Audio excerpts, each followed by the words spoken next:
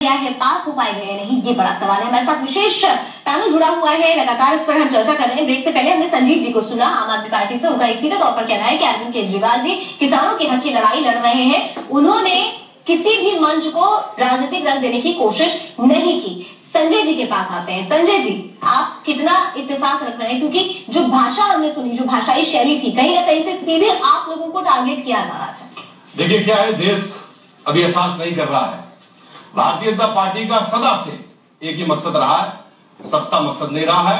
जनता का विकास, जनता की भलाई, जनता को पानी मिले, जनता को रोजगार मिले, हमारा मुख्य मकसद है। ठीक है। अरविंद केजरीवाल हो, अन्ना महाराज हो, चाहे जितने भी और लोग दिख रहे थे, तो अनजान और भी जो लोग दिख रहे थे, और जो दूसरे विपक्षी दल भी है, उनको भी आज की तारीख में सही तरीके से आकलन नहीं कर पा रहे। ये पूरी एक कम्युनिस्ट लॉबी है। कम्युनिस्ट लॉबी जहां जहां भी गई, जहां जहां भी राज किया उसने, उस चीज में वहां उद्योग बर्बाद हो गया, उद्योग खत्म हो गया, गरीबी आ गई, गरीब आ गया। ये बात समझ में नहीं आई संजय जी। उद्योग खत्म हो गया, किसान जा रहे हैं, गांव की जमीन खत्म हो रही है, खेत खलियान मिटे जा रहे हैं, आप पूरा कंक्रीट की पूरी बिछाने की बात कर रहे हैं। हम तो देखिए क्या है ना, हम तो उद्योग ऐसा क्यों होता है? भारतीय जनता पार्टी जहां पर भी, गाँव क्यों नहीं आता? भारतीय जनता पार्टी जहां पर भी भूमि अधिग्रहण करेगी, एक एक जगह के लिए हम लोग चर्चा करने के लिए पूरी तरह से तैयार हैं।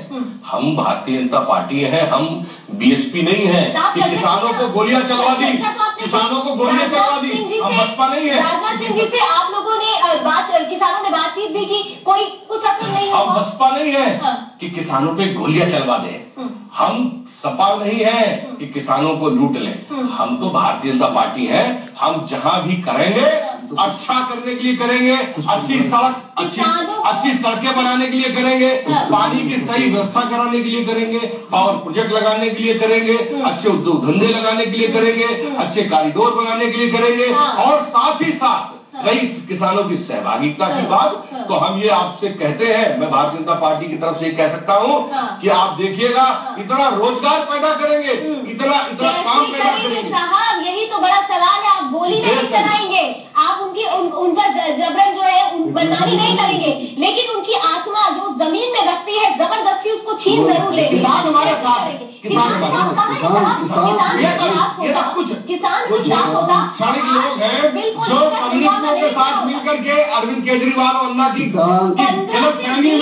गलतफहमी में और जो है इस तरीके में असामाजिकता फैला रहे हैं, और कुछ नहीं। आपके अगेंस्ट तमाम किसान संगठन आपके अगेंस्ट खड़े हैं, किसान आपके अगेंस्ट खड़े हैं। आप कह रहे हैं कि ठीक है, जो अपोजिट पार्टियां खड़ी है, लेकिन जो किसान खड़े, कोई भी 4 संगठन नंबर वाले किसानों के, हम खड़े जाए खड़े हैं। 120 साल में जो अधिकार था, किसान तो जिस दिन खड़ा हो जाएगा ना, पूरा देश कोई कुछ नहीं कर पाएगा। किसान तो कहाँ खड़ा अभी? किसान 4 मतलब करोड़ों लोग, सरकार साबित होगी है, 4 उद्योगपतियों का मुखौटा सरकार है, और 120 साल में जो कुछ मिला उसे हिटलर साहब से लाए गए हैं। किसान संगठनों को भी आप मुस्तैद साथ मिला के ऐसी बातचीत आप जमने में रहेंगे, किसान की क्या ताकत है? मालूम है, साथ है हिटलर साहब केवल 2006 उद्योगपतियों का मुखौटा है। चर्चा करा करके आप कल भी आए, 10,000 आदमी इकट्ठे करने से ये नहीं है कि आप करोड़ों किसान विरोध में, आप किसान खुश है। जहाँ पे भी उद्योग आएगा, जहाँ भी इंडस्ट्री आएगी, विकास होगा, किसान खुश होगा, किसान को पैसा मिलेगा, किसान को रोजगार मिलेगा। ये बताइए, आप सरकार आ रही है, जैसे कोई भी आपने ऐसा कोई प्रावधान नहीं किया, कहाँ रहेगा? पुनर्वास की योजना है जिसमें बड़ी तेजी से असेसमेंट कमेटी नहीं है, कोई उसके बावजूद जो रिहेबिलिटेशन की कोई व्यवस्था नहीं है, और जो यूपीए का 4 गुना था, ये उसका दुगना कर दिया गया है। और जो कहीं भी आप अगर कोई नेशनल उसमें कर रहे हैं तो माना जा सकता है, लेकिन पीपी मॉडल के लिए, सबके लिए केवल 4 उद्योगपतियों का मुखौटा साबित होना हो रहा पार्टी का। अब उनके लिए काम किया जा रहा है। एक ये पूरा किसान बाहुल्य देश में ये मालूम हो रहा, पूरे देश की सारी राजनीतिक पार्टी एक मंच पर की बात कर रहे हैं। मजदूरों की जगह जिस तरीके से इसको समझिए, 150 साल में अधिकार मजदूरों को मिले थे, वो 1 मिनट में झटके से छीन लेंगे। एक सेकंड संजय जी कुछ कहना चाह रहे हैं, फिर जी से आप जो है मुख्यमंत्री, मेरा ये कहना है दिल्ली के मुख्यमंत्री महोदय, सुनो ना, संजीव जी की बात करें, सुन लेते हैं, आप अपने नंबर बोलिए। मेरा ये कहना है, देखिए, जब अगर हमको बड़ा, क्या आज 5 साल मिला भाजपा को, ठीक है, इन्होंने कहा कि 2019 में रिजल्ट आ जाएगा, जैसे दिल्ली हो गया वैसे पूरा देश हो जाएगा। मैं कहता हूँ ठीक है, पूरा देश में एक और सीट ना मिले, लेकिन हम जो इसलिए आए थे, राजनीति करने आए थे, नैतिक ताकत वाली करने के लिए आए थे। आज हम अगर जनता को घर दे पाए, जनता को पानी दे पाए, जनता को रोजगार दे पाए, जनता को अच्छी सड़कें दे पाए, अच्छा एटमॉस्फेयर दे पाए, और यहाँ का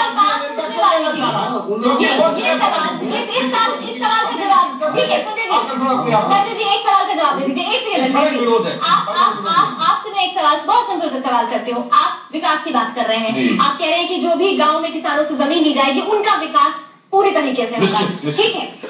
जमीन, मैंने आपने अगर ध्यान दिया हो, शुरू में भी बोला था कि जमीन खाली गरीब या किसान के पास नहीं होती, जमीन अमीरों के पास भी होती है, लेकिन वो फार्म हाउस कहे जाते हैं। अगर आप दिल्ली के आउटर एरिया में देख लीजिए, आउटर सर्कल में देख लीजिए, हरियाणा आउटर सर्कल में देख लीजिए, तमाम ऐसे बड़े घराने के लोग हैं जिनके पास हजारों एकड़ के फार्म हाउस है, उनको क्यों नहीं रहते हैं आप? वहां भी अधिग्रहण होगा, वहां के लिए भी योजनाएं बन रही है, वहां भी अधिग्रहण होगा।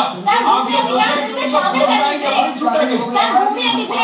शामिल कर लीजिए, वहां भी अधिग्रहण होगा। भूमि अधिग्रहण बिल में बात सिर्फ किसानों की जा रही है, उन लोगों की बात क्यों नहीं की जा रही है? सरकार है ना है, हम तो लूट लाट अपना काम कर रहे हैं।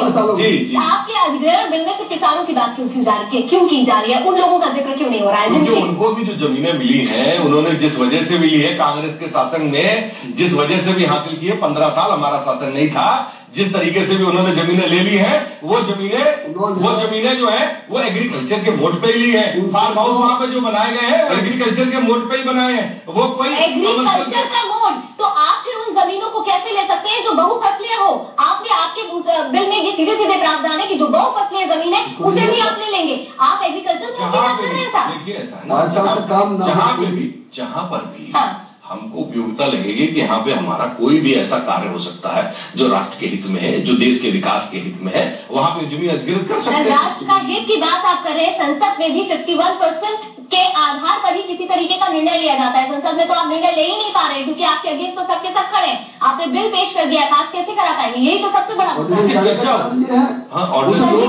बहुमत का दुरुपयोग है। लोकसभा हमारा बहुमत, आप संजीव जी को सुनते हैं।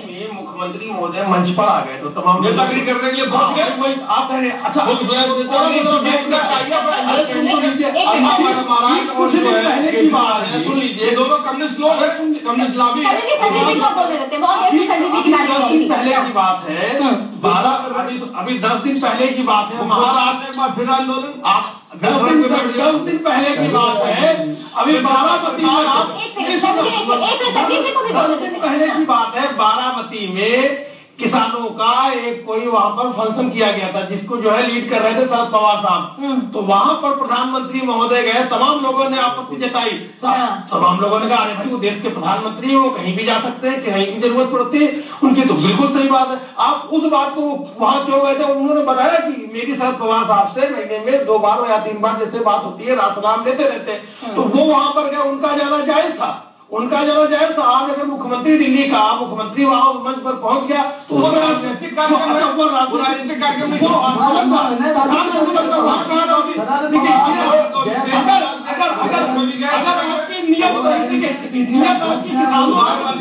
किसानों के प्रति सही होती तो कोई दिक्कत नहीं थी। जो अरविंद जी ने बात कही है, किसानों के साथ रूबरू होकर उन्होंने सरकार का काम क्या है? आप पूंजीपतियों को भी आप खुश रखिए, किसानों, आप पूंजीपतियों के अगर एजेंट बन जाएंगे, प्रॉपर्टी डीलर की तरीके काम करेंगे, तो क्या मैसेज जाएगा? अरे किसानों को भी खुश देते, आप उन्हें भी देते, ठीक है, आपने एक तरफा बात किया, उनको खुश रखने के लिए आप अध्यादेश किया। अरे कुछ दिनों में चर्चा करा लेते, बहस करा लेते, जो भी बातें होती वो सही, कुछ आपकी बातें सही थी, कुछ औरों की। आपने तो एक तरफा सिर्फ पूंजीपति, हाँ जी हमने आपके लिए कुर्सी पे बैठते ही सड़कें क्या पूंजीपति चलेंगे, किसान नहीं चलेगा, नहीं हम नहीं चलेगा कि आप नहीं चलेंगे।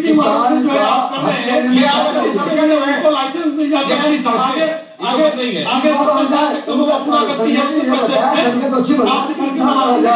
वो क्या उनको चलने के लिए छोड़ देते हैं? आज ये डीएनडी फाइल में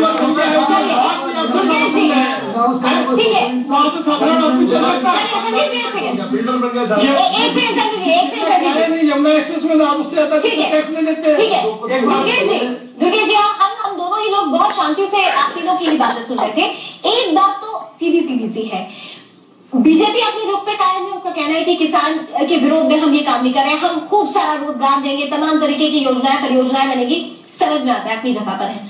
आम आदमी पार्टी कह रही है हम किसानों के हित की बात कर रहे हैं, किसान नेता कहते हैं कि ये हमारे साथ नहीं है, जो हमारे साथ है वही हमारा विकास करेगा। लेकिन इन सबके बीच वाकई फिर भी एक ही सवाल खड़ा होकर बार बार सामने आ रहा है कि एक सरकार जो पहले विपक्ष में बैठा करती थी, वो सरकार जो बहुमत के साथ आई, जब वो विपक्ष में थी तो उसी बिल का विरोध कर रही थी। उस वक्त विरोध जायज था, आप क्या कहा जाता था। आज वही सरकार बहुमत में आ गई है, अब जब उनका विरोध हो रहा है तो उस विरोध को वो नाजायज ठहरा रही है, जबकि साफ तौर से स्पष्ट है कि कुछ जो बातें उसमें कही गई हैं वो किसान विरोधी ही है।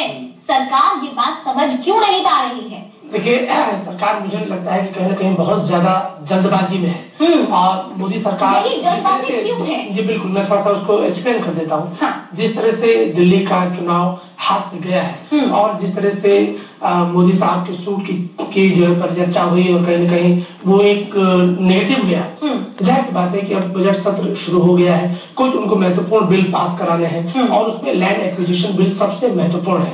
प्रधानमंत्री ने चुनाव के दौरान जो नारा दिया सबका साथ सबका विकास, वो जाहिर सी बात है कि विकास करना चाहते हैं और वो कहीं ना कहीं उस गुजरात के मॉडल को जिसको लगातार वो सेल करते आए हैं उसी तर्ज पर पूरे देश में वो कहीं ना कहीं आगे बढ़ना चाहते हैं। लेकिन संघीय ढांचे में आपको राज्यों को भी साथ लेकर चलना बिल्कुल। आप जो है अब गुजरात के विधानसभा में नहीं, देश के लोकसभा और राज्यसभा में है। आपको ये समझना पड़ेगा कि राज्यसभा में आप अल्पमत में हैं। आपको ये समझना पड़ेगा कि अगर आपने सर्वदलीय बैठक बुला करके इसमें आम बजट से पहले तो आपने सबके साथ चाय कॉफी पी करके कहा कि भाई आप हमारा सहयोग कीजिए, विपक्ष भी राजी हो गया। लेकिन ये जो लैंड एक्विजिशन पे आप अध्यादेश ले आए तो अध्यादेश लाना तो कहीं ना कहीं थोपने वाली बात हो जाएगी, पहली बात। दूसरी बात, इसमें कुछ जो मुद्दे आपने जोड़ दिए, ठीक है, आपने एज कुछ चीजों को उठा लिया जो कि यूपीए गवर्नमेंट भी करना चाहती थी, तब आप विपक्ष में थे और फिर भी आपने विरोध किया। अब आपने जो कुछ क्लॉजेज उठाए हैं जो कि भाई 5 साल में अगर वो डेवलपमेंट लिए गई जमीन का नहीं होगा तो भी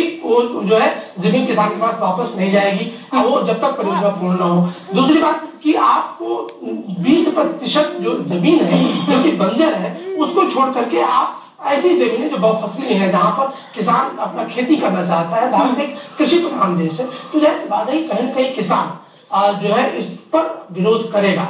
और जैसा कि संजय जी की कह रहे थे कि भाई दिल्ली में 2-4 हजार लोग इकट्ठा हो गए, वो कोई बड़ी बात नहीं। देखिए क्या होता है कि एक इंडिकेशन होता है और कहीं न कहीं कभी भी करोड़ों लोग आंदोलन नहीं करते, कुछ हजार कुछ लाख लोग ही आते हैं और उसका एक मतलब होता है कि देश के किसान इसके विरोध में है। तो जाहिर सी बात है कि जिन मुद्दों को लेकर के कुछ पॉइंट्स को लेकर के जो विरोध है उस पर एक बार से बहस होनी चाहिए, बात होनी चाहिए, सरकार को भी अपना दिल मन खुला रखना चाहिए अगर वो वाकई विकास की बात कर रही है। और दूसरी बात कि अगर वो कॉर्पोरेट सेक्टर को लाभ पहुंचाने के उद्देश्य से इस तरह का कर रही है तो मेरे ख्याल से विपक्ष का जो पूरा आरोप है जो कि लगातार इसको जारी भी रखने वाला है और मुझे लगता है कि आगे चल करके सरकार को। लेकिन कॉर्पोरेट के बारे में बता दूंगा, कॉर्पोरेट जहां पर सकारात्मकता और सहयोग और संसाधन होते हैं, कॉर्पोरेट वहीं जाता है जहां पे आप बुला करके डकैती डालने लगते हैं, वहां पर कभी कॉर्पोरेट नहीं जाता। इसीलिए गुजरात में टाटा भी गया